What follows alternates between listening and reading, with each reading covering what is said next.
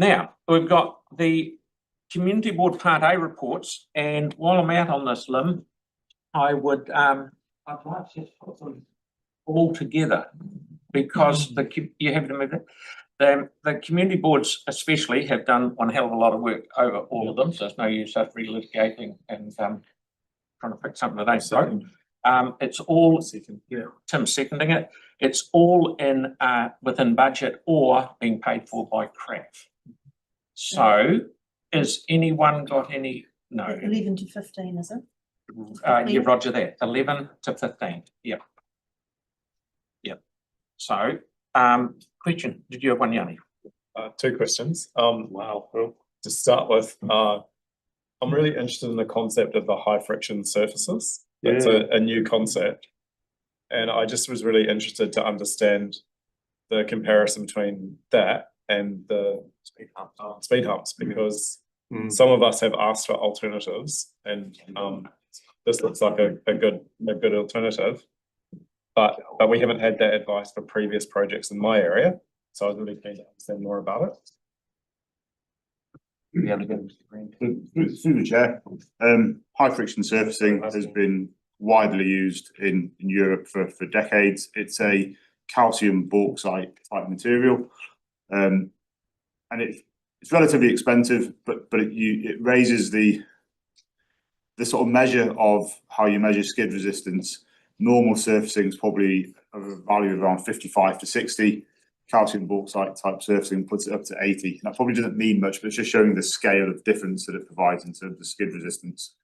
The main benefits of it are in situations where you've got pedestrian crossings. If somebody does step out to try and cross when they shouldn't, or somebody doesn't see them, and somebody then slams their brakes on, they're much more likely to be able to stop in time. So it significantly reduces that stopping distance for vehicles. When you compare them to speed humps are physically slowing vehicles down. And again, by going slower, they're then reducing the stopping distance because they're traveling slower, and it's slowing them down before the conflict point. So that they can result in achieving similar things, but they do at the same time perform quite different duties as well. So what's the safety benefits comparison between, like, is one safer than the other? What's the difference in safety? Well, a speed hump slows everybody down. So if there was a crash, the likelihood of that crash being, or the injuries from that crash being serious are going to be much less. The high friction surfacing is trying to prevent that crash from occurring by giving them a better chance of stopping. Right, so basically speed humps are safer. Yes. But the high friction is a new approach. And in terms of in the past, when we've had speed humps, we've had concern from fire services from buses or ECAN. Is there any feedback from those services around the high friction surfaces? Like, are they comfortable with them? Have we had positive feedback? We haven't asked them directly. They didn't provide any formal kind of submission as part of the Hallswell Junction Road or the Dunbar's Road one, because there wasn't any vertical element. It's something we can talk to them about. It's the first ones we've done in Christchurch. So it might be useful just to know that we're looking at that approach. Cool. We've got a heap of questions. How many more you got, mate? Oh, a separate question. Two questions. And I did put this through ahead of the meeting. Was the minor safety improvements budget? No, the minor safety improvements budget. I emailed to say I was interested to know how, at a governance level, we set the priorities for that budget. You recall in the annual plan, a number of projects got added to that program level. One of these projects, as I understand, is funded through that budget. Some of us have had to put separate amendments for additional funding for safety improvements in our areas. Yeah, so it's just a case of is there a sense of that minor safety improvement budget program when it will come back to us post annual plan for input at a government level? Like, that's the process. So through the chair, probably last spring we went around all the community boards explaining and showing the programme. I think we also did a report to you as council explaining how the programme developed and what factors we consider when we develop the programme. Things do change. So we will periodically refresh the programme because crash stats change, road conditions change, and as and when we do that, we will come back around. Be advised of how it's looking. So my question was if we post annual plan, what is the process from, because this was what was raised through the annual plan amendments and the discussion. So through the chair, the annual plan sets the program budget. The prioritisation of the projects is happening through the community boards, and that's been done. As a council, you have it you had it in the 10th of December and the 15th of October last year. It's all there, and I had links to send around. They didn't get around last night, but those links will come around to you today. Sorry, the programs were changed as part of the draft. There were things that were put into this program. So we will be coming out around the boards post-election. Visibility of what have dropped off, for example, to fund the ones that got there. So we will come around the community boards post-election with that. Just come back on. Switched on. Oh, okay. Thank you very much. Victoria, then Tim. 2 points. You mentioned that they're expensive. What's the price comparison to the installation? It's site specific. The problem with high friction surfacing, and why we haven't used it that much in Christchurch today, is you need a really good road surface beneath it, because high friction surfacing is quite rigid, and if you've got a poor surface beneath it that's quite flexible, the surfacing will crack and break up. And then to mitigate that, you then need to reseal quite deep down your roads to make it strong enough to take the high friction surfacing. Yep. So all things being equal, if there were a good substructure, a good surface underneath, is this a technique that we could use to reduce burnouts and antisocial driver behaviour? It actually can have a negative impact on that, because if people start realising they've got better traction around corners, people can start going faster because they know they've got better surface beneath them. There is some examples of it used on the Governor's Bay side of Dyers Pass, and I think that's been on there for sort of 10 years plus, and that's held up really well, and that's on one of those really sharp hairpin corners at the bottom. But if you do use it too often in areas where people do like to drive too fast, you can encourage them to drive faster. Thank you very much. Okay, excellent. I still got a few more, Timothy. So when we've been talking about safety on the hills suburbs, we've had incidents with Matthews Road and Mount Pleasant and Redcliffs, etc., and of Cashmere, with vehicles and cyclists wiping out. So is this, but we can't put speed humps in because it is so dangerous for cyclists, especially going downhill. So this is the type of thing that could be used in those areas where we think it's deemed high risk. Definitely, if you've got a steep downhill in a corner and it's susceptible to being damp and wet, and there's a higher risk of people losing control there, that's an area where you could consider this type of treatment. But when it's generally our community board that's got the hills, so it'd be really good to talk about that when you see us next over this. It'd be really good to add that in. That'd be no problem. Cheers. Thanks. Yeah, my question around the friction boards versus speed humps. Do the friction boards, do they come with any sort of warning before you get to them, like ripples in the road? So you have sometimes in the centre of the road so that you don't go out of the lane. Through the chair. Junction.